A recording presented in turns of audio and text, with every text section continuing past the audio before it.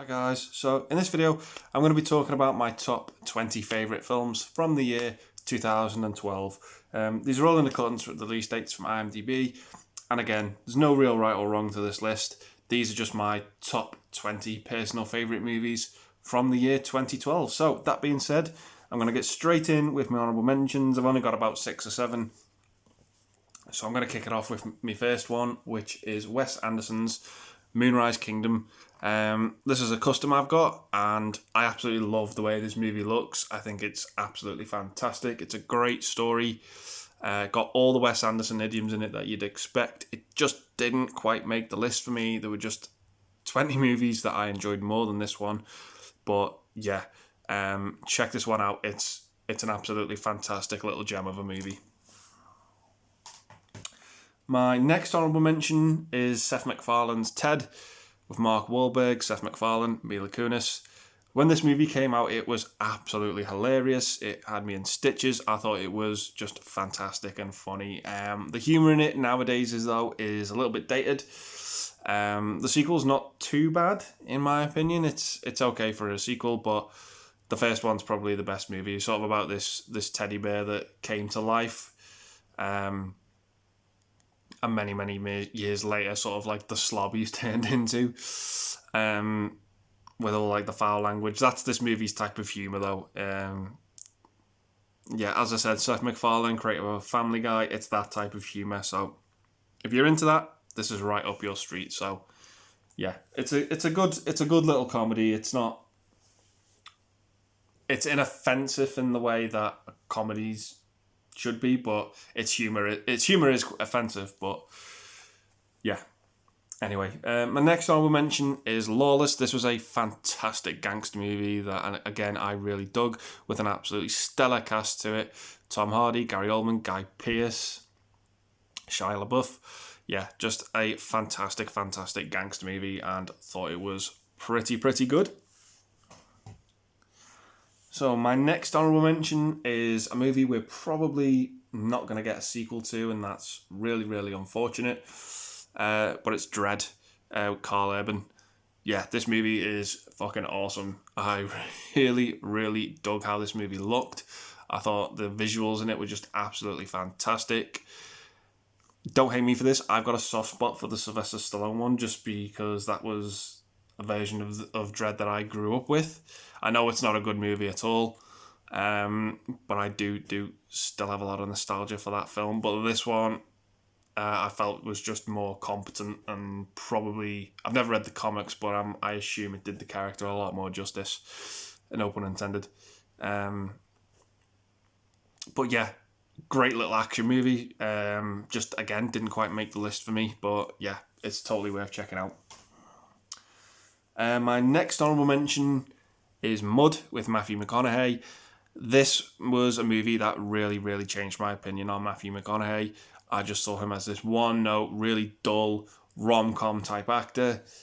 I had no interest in seeing any of his work at all whatsoever, but this really put him on the map for me. Great to see him sink his teeth into a role that was just out of his comfort zone, I think, and he really pulled it off. Yeah, fantastic story about this convict that sort of befriends these two kids while he's on the run, hiding out. You got Reese Witherspoon in there as well. I just loved this movie and thought it was fantastic. It looks great too. Yeah, just a great McConaughey movie. My next honourable mention is Denzel Washington in Flight. Yeah, this was another movie I really enjoyed. I remember seeing this at the cinema. And yeah, it's really great about this pilot who's an alcoholic, and he ends up sort of barrel rolling this plane to avoid it seriously crashing, which it inevitably does crash, but he saves a lot of people on board. And I really enjoyed it. I thought it was sort of not quite a really in-depth character study, but it was a character study nonetheless for me. But I really enjoyed it, and it was a great performance from Denzel Washington. Great to see John Goodman in there as well. Right, so my last honourable mention. Please don't hate me for this, because I really have a hard time with this movie. And it's Christopher Nolan's Dark Knight Rises. I'm going to get all the negatives about this movie out of the way first. It's the weakest one in the trilogy, in my opinion. It's a good movie, technically, and it looks great and it looks fine, but there are some things about it I absolutely despise and hate. I hate the ending to this film. I think it's awful. It's all over the show. It tries to force upon you this Inception style of ending, which does not belong in a Batman movie at all. It's awful. They just shoehorned the Robin cameo in. What the hell? It was just, yeah, it's so bad. It just falls apart and just, yeah, it falls over like a stack of wet toilet paper for me. It's just absolutely awful. The ending. There's a scene in this with Anne Hathaway where she does this flip in prison, and it's almost Batman and Robin-esque style of laws of physics. It's just so bad. Her acting in this film is awful too. It really took me out of the movie when she does that fake scream. I just didn't like her in this movie at all whatsoever. But the thing that killed this movie for me was the scene at the stock exchange where the bikes come out and the people are clinging on to the back. It's piss your pants silly. It's just so fucking awful and unrealistic, and it made me laugh. It's so bad. But that being said, the movie does have some positives to it. Christian Bale's great in it. Michael Caine's great in it. Tom Hardy as Bane is fantastic. But overall, the movie was just a disappointment to me. I really don't like Dark Knight Rises at all whatsoever. It doesn't deserve the praise it gets, in my opinion. It's I really think it's such a tough one because it's not a bad movie. It's just got bad moments in it. Just one of the most disappointing experiences I've ever had watching a film. It's right down there for me with Last Jedi. It's so bad. What a letdown. So, that being said, I'm going to get straight in now with my main list of 20 favourite films from 2012. So I'm going to kick it off with number 20, and for me, that is Les Miserables. Yeah, wow. I'm not a big fan of musicals in any way, shape, or form. But I really do like it when they win me over sometimes. I try not to be biased to the genre, and I try not to hold that against the movie, but this one for me, it has three main standouts which I really like about this movie. One is the music. I think it's absolutely fantastic. Two is the visuals. My word, this movie looks absolutely stunning. It is just brilliant to watch in HD. Looks absolutely great. And the third strong point for me in this movie is the performances. The actors in this are absolutely fantastic. They really nail it, particularly Hugh Jackman. He's just like a jack of all trades. He's just so good. Can sing, act, dance, does it all, and doesn't let up in this film. He's just absolutely brilliant. Not a bad performance from Anne Hathaway either, even though I'm not a big fan. Redeemed herself, in my opinion, from Dark Knight Rises with this one. So, yeah, Les Mis, really good looking movie. Great sounding too.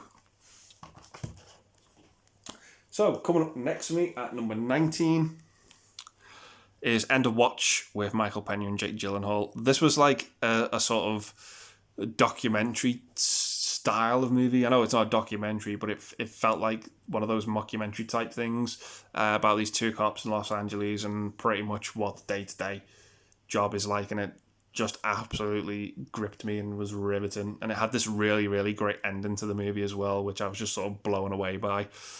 Jake Gyllenhaal, in my opinion, can do no wrong. He's just a superb actor. One of the best of our generation, in my opinion. Really good, and I really dug this movie. Loved how it looked. Just thought it was fantastic. So, End of Watch, check it out. Do yourself a favour. Really good movie. So coming up next for me at number 18 is Silver Linings Playbook. Not a movie I enjoyed the first time I watched it. It took me a couple of watches to get into it, but when I did, I really, really enjoyed it. Jennifer Lawrence took home the Oscar for Best Actress in this film, and it really, really sort of was like, really, this is what she won the Oscar for, type thing. I just thought if you win the Oscar too young, you've peaked, because that is like the old... To me, the Oscar is like, you may not agree with their choices, but to me, that is like the highest achievement you can get in acting. But to get it quite young, I think, well, where do you go from there? There are actors who have like been working for years who have never got one. I mean, look at the likes of Gary Oldman. It took him years to get his first one. But yeah, I really, really dug this movie after multiple viewings. I thought it was fantastic. Great performances in it. Not taken away from Jennifer Lawrence at all. She probably did deserve to win it out of the other choices from that year. But yeah, again, I thought this was a fantastic, fantastic movie. Great characters in it too. Yeah, just really, really enjoyed it. So, coming up next for me at number 17 is Catherine Bigelow's Zero Dark 30. Great story, this, about the hunt and pretty much the capture and execution of Osama bin Laden, and how the sort of America were building up to it and how they were getting the information. And some of the scenes in this are quite disturbing, some of the torture scenes. But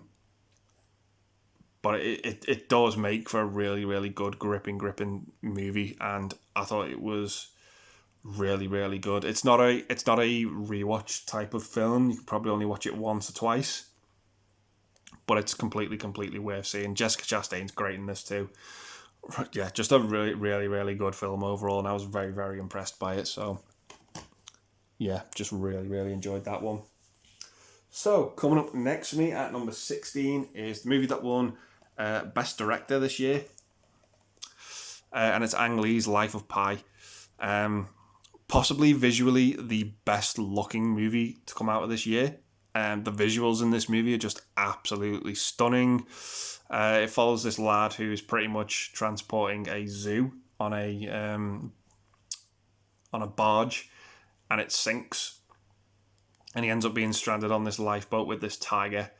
And they just, as I said, that could sound quite boring, but the visuals here just, oh my word, the movie is just absolutely stunning. Fully deserved the Best Director, because the way Ang Lee takes control of this movie and with what he puts on the screen is just absolutely mesmerising.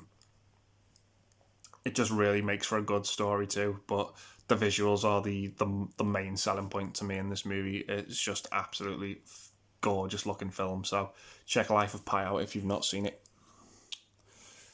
So, coming up next for me at number 15 is 21 Jump Street. I've got it in this 2-pack here with 22 Jump Street. These two movies are just absolutely hysterical and fantastic. So I'm going to take a look at the first one in this video. And yeah, who knew Jonah Hill and Channing Tatum had such great chemistry together on screen? Just absolutely fantastic. The pair of them in this are absolutely great. Now, this was based on a TV show, I think, in the late 80s or early 90s. I'd never ever seen any of it whatsoever, so I was going into this movie completely blind and not knowing what to expect whatsoever. And I enjoyed the hell out of it. It was just so much fun, so entertaining, and I just really, really got into the movie. Some unexpected cameos in it as well, which I'm sure linked back to the original show. There's one big one in there as well. And yeah, just really, really enjoyed this. Thought it was so much fun, so entertaining. So check out 21 Jump Street if you've not seen it. So, my next pick at number 14 is the movie that won Daniel Day-Lewis his 3rd Academy Award for Best Actor, and that's Steven Spielberg's Lincoln. Yeah, Daniel Day-Lewis, man, one of the best actors ever, in my opinion. Just absolutely superb. I loved him in My Left Foot and There'll Be Blood, and in this one, really, really great as well. It sort of follows the days of Lincoln, where he was trying to come up with a new amendment that would free the slaves.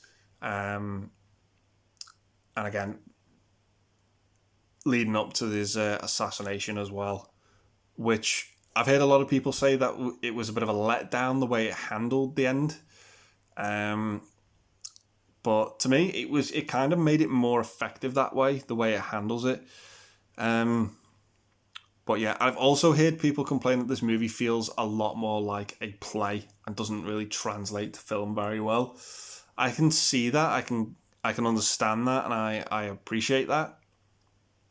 But the story itself still made for a very, very good film, in my opinion, and it's got some great performances in it too. So it's a very, very, I think epic would be the way to describe this movie in its acting. Visuals, it's not the most stimulating, but it's the story and acting that really, really carries it for me. So Lincoln, really, really enjoyed it. Thought it was a great film. So, coming up next to me at number 13 is the American Pie reunion film. I grew up watching these films when I was a kid, and I really, really enjoyed them. They were just some of the best comedies to me that I really, really enjoyed and grew up on and thought they were fantastic. So, to see the original cast come back for the reunion was kind of... It just felt like a homecoming to me. Like, seeing all these characters back together was just... It really, really took me back to those days of watching the first couple of movies. And I enjoyed the hell out of it. The comedy in it is just absolutely superb. I really, really enjoyed it. To me, though, the standout character in this, who was absolutely hysterical, was John Cho's MILF guy. He was so funny in this film. Oh my word, just some of the lines he came out with were just absolutely brilliant and had me in stitches. The "Don't be a pussy, Jim." Oh God, that cracked me up so much. Yeah, he was in there and he just gave it... He was given so much to do, being such a small character. I just really, really enjoyed him in this movie. Given the amount of cast that this movie had too, he just really had stuff to work with there, and I just really, really enjoyed him in this film. But all of them are there. Jim, Kev, Stifler, Finch, Oz, they're all back. It was just a joy to see these characters again, and it was just so, so much fun. Just really, really good, funny film. So, coming up next for me at number 12 is The Perks of Being a Wallflower. This, again, is a movie I didn't enjoy the first time I saw it. Second viewing, though, I really, really appreciated it a hell of a lot more. It almost feels like it takes me back, and it reminds me of like the John Hughes movies of like those high school types of dramas. But again, what made it for me were the characters. They've just got so much depth to them, and I really, really enjoyed it. These characters are given... They're not given black and white characteristics. They're grey, and they were just so intriguing and so interesting. And the dynamics there were just really, really gripping as well. I don't want to get too much into it because I don't want to give away spoilers. The ending to this was a bit shocking as well. It took a turn I didn't expect. The soundtrack to it is just absolutely fantastic as well. So check this one out if you've not seen it. I had a really, really good time with this, watching this second time. I thought it was really, really good.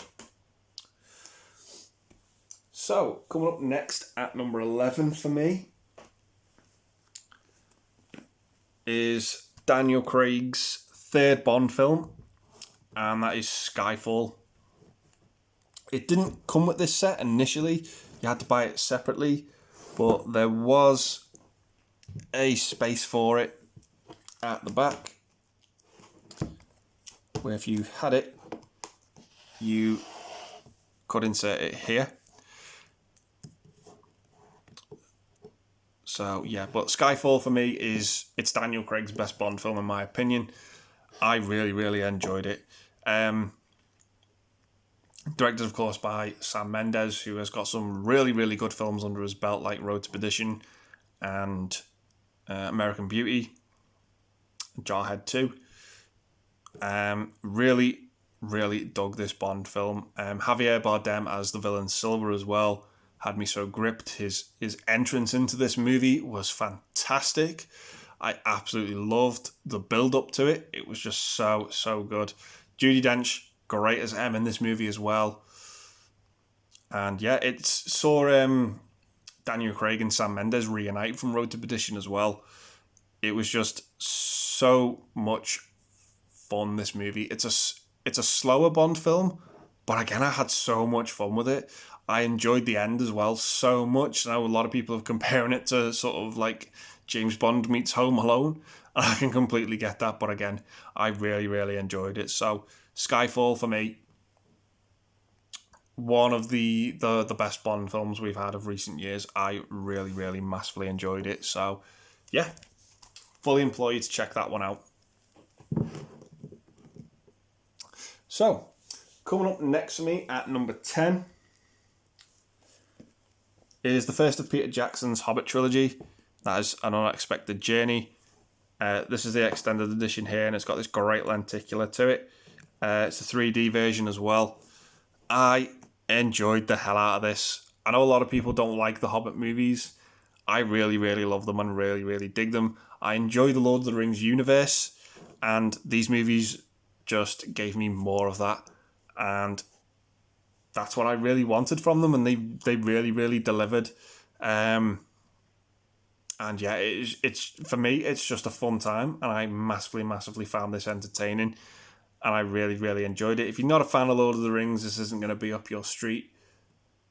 But yeah, I can't really say much more than that. I just enjoyed the story and had a blast with these characters that we met along the way, and it was all around a good time for me.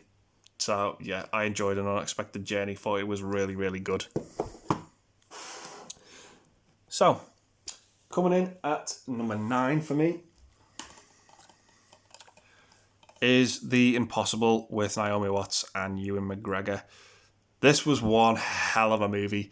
It followed this tsunami that happened many, many years ago during Christmas time, and it just had absolutely devastating effects, killing a lot of people. And it's about this family, this British family that went there on holiday and got caught up in it and got separated. And the movie is about the journey of them trying to sort of find each other and get back together. And it is one emotionally draining movie. For me, I don't really say this about a film which has children actors in it because I find them quite annoying sometimes. All 3 of the child actors in this are absolutely brilliant and superb. They are flawless, with Tom Holland playing the eldest. Absolutely enjoyed the hell out of this. Their performances in this movie are so good. They are just absolutely fantastic. When they reunite, you feel the joy. When they do, it is just so good. So, The Impossible, it's an emotionally draining movie. It's frustrating at times when members of the family just miss each other. Oh, God, it has you screaming at the television. But it's visually a brilliant film as well. So, yeah, check The Impossible out. You won't regret it. It was fantastic. So, coming up next for me at number 8 is A Place Beyond the Pines. Fantastic cast of this movie with Eva Mendes, Ray Liotta, Bradley Cooper, Ryan Gosling. This was a fantastic sort of cat and mouse movie about a cop and a criminal. Basically, the criminal's trying to outrun the cop. And it eventually comes to a head in this film, and then a massive amount of time passes, and then the repercussions of what comes to a head have an effect in the future. And that's the best way I can describe what happens in this movie, and it was so interesting. it really, really blew me away. And I was so gripped with how this movie looked, the performances in it. Check this one out if you've not seen it. I thought it was absolutely fantastic. And I kind of think this movie's underrated. I've never ever seen a movie like this before either. It really, really blew my socks off. And I enjoyed the hell out of it. So yeah, check The Place Beyond the Pines. Absolutely fantastic. So, coming up next for me at number 7 is Rian Johnson's Looper. This was another movie I enjoyed the hell out of. It's got a great lenticular slip to the Blu-ray. I really, really enjoyed it. I'm not sure how well that's coming across on camera. It's just getting this white line across it with the light, but still, nevertheless, getting back to the movie. Great concept about these sort of like hitmen who are sent criminals back in time to execute, and they're given money for doing it. But the only catch is you have to execute yourself in the future when you're sent back. And yeah, it's a really, really gripping story, starring Bruce Willis and Joseph Gordon-Levitt as the young version of him. And of course, the Bruce Willis gets sent back and he ends up escaping. And that's not good. It's called closing the loop when you execute yourself, but bad repercussions happen if you don't do it. So yeah, I really, really dug the concept in this. I loved how it looked. I love the cast in this as well. You've got Paul Dano and Emily Blunt in there too.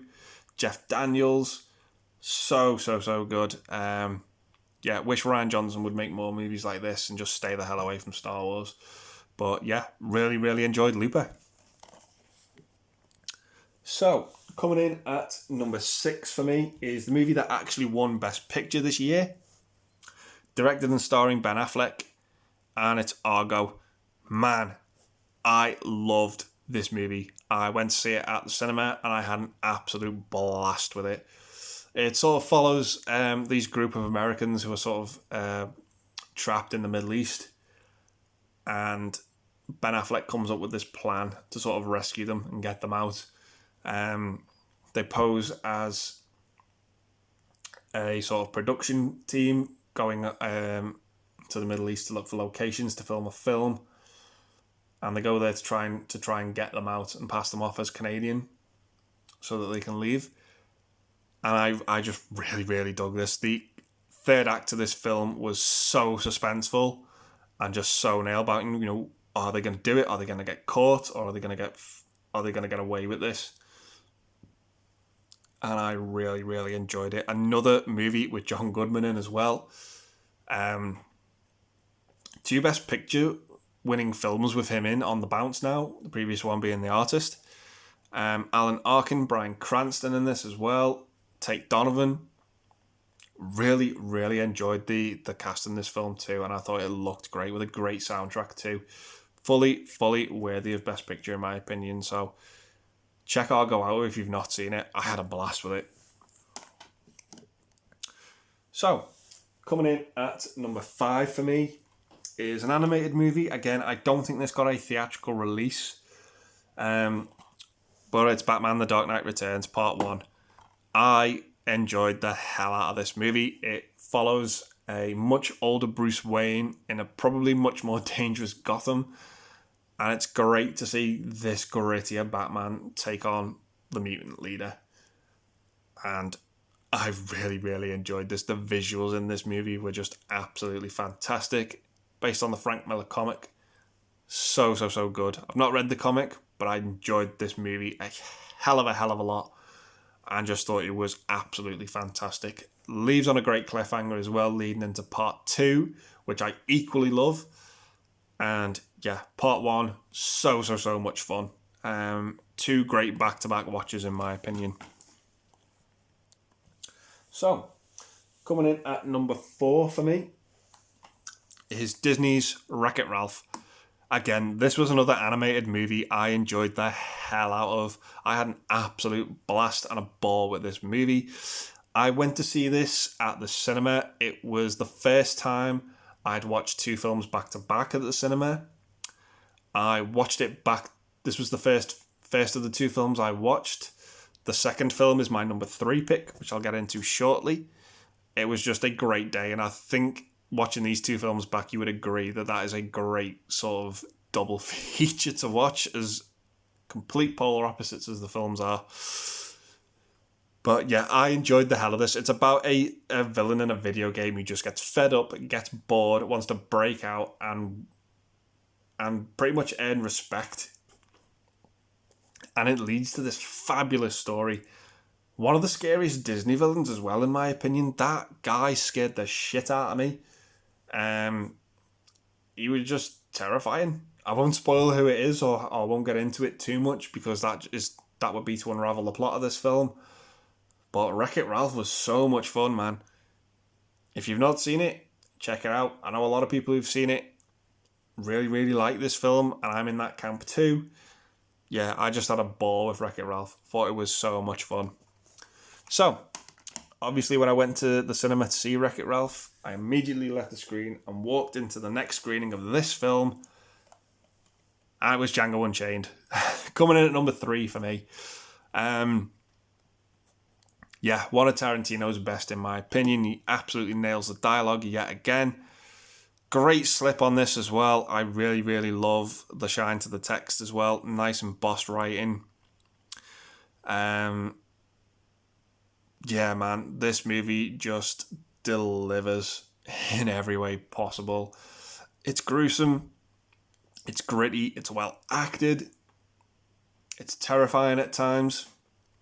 It's tense. It's suspenseful. Tarantino again getting the best out of Christoph Waltz. Just using him, firing him, getting him fired, firing at all pistons. So good. DiCaprio as well is on point in this film. Just building and getting closer to that Oscar win. Yeah, just really, really good. Seems that like everyone working around DiCaprio at the time was winning Oscars apart from him. You know, Jamie Foxx, Christoph Waltz, Jean Dujardin, Matthew McConaughey in The Wolf of Wall Street. Just really, really, everyone was getting the Oscar buzz apart from him. But yeah, wow. This movie, fabulous, fabulous Western. Over the top at times, but I love it even more for it. So yeah, Django Unchained, just absolutely fantastic. Great little cameos in this movie as well, you know, with Don Johnson and Jonah Hill. I love that sequence with the KKK. So funny. So, coming in at number 2 for me is my favourite foreign film of all time. I absolutely adore this film. I think it's a masterpiece. And it's Mads Mikkelsen in The Hunt. Wow. Yeah, this movie is an uncomfortable watch with what it is, but it's a fantastic film. And it nails the right reactions that the people have. So to get in the plot of this movie, it's about a preschool teacher who is, through one little lie, is accused of sexually assaulting one of the children in his class. And it leads to this absolute falling apart of his life. And the movie is just absolutely fascinating with the direction that it takes, and really, really disturbing as well. It leads to some horrific, horrific things going on in this film. Really, really difficult to watch. But my word, it's the best Mads Mikkelsen has ever been. As I'm recording this, I'm yet to see another round. I'm really, really looking forward to that film. But for me, right now, this is like a piece of art, this film. It just absolutely is wonderful, and it blew me away. Fantastic performances, fantastic story, given the subject matter. It's not easy to sit through, but it's such a well-made film. I enjoyed it. It's my favourite foreign film of all time. Yeah. If you're in the right mindset, check this film out. You will not regret it. It is just absolutely fantastic. So, yeah, The Hunt. Very, very brutal film, but check this one out if you're in the mood for it. So, that leads me to my number one pick now. This could not be more polar opposite to the Hunt. I wasn't expecting this film to be as good as it was when I went to the cinema to see it. It's one of the best cinema experiences I have ever had watching a film. So my number one pick from 2012 is Avengers Assemble. Now, as I said, this was a movie that sort of was being built up to with the use of other movies, making it the first Avengers movie from the MCU. I didn't know what to expect going into this, and I don't think a lot of other people did either. Was it going to work? Yes, it did. It was so great to see these characters on screen with each other and bouncing off each other so well and so entertaining. It was just absolutely fantastic. I remember walking out of the cinema after watching this film thinking, how on earth are they going to top that? I've just witnessed something really, truly special there with what they've accomplished, getting all these characters together. And it was just such a blast. They pulled it off so well. Yeah, my word, man. This movie was just a smash, in my opinion. It was so much fun. Now, on rewatch, the first two acts don't really hold up for me, but they're worth sitting through to get to that third act is just absolutely fantastic. Absolute blast. Absolute ball of a movie. So entertaining. So ambitious as well. And a lot of things could have gone wrong with this movie, but it didn't. It just paid off. It was so much fun. So yeah, that's all I really have to say about it, because if you've seen this, you know how entertaining it was. And if you saw it at the cinema and you got wrapped up with the energy that this film had at the time, it was just so good. It was just everywhere. It was just a great time for movies, in my opinion. And this was one of the best. It was one of the best movies to do that. And it was just like, wow, where do we go from here? Can they top this? And in my opinion, I think they did. But at the time, wow, this was just absolutely fantastic. So yeah, those are my top 20 favourite films from the year 2012. So yeah, I'll just say, let me know down below your favourite films from 2012. Have you seen these movies? Have you not seen them? Let me know your thoughts about them. And I'll just say, yeah, if you've enjoyed the channel, please think about subscribing if you're new. And stay safe and take care, guys. So yeah, I'll leave it there and say thanks very much for watching, and I'll see you soon.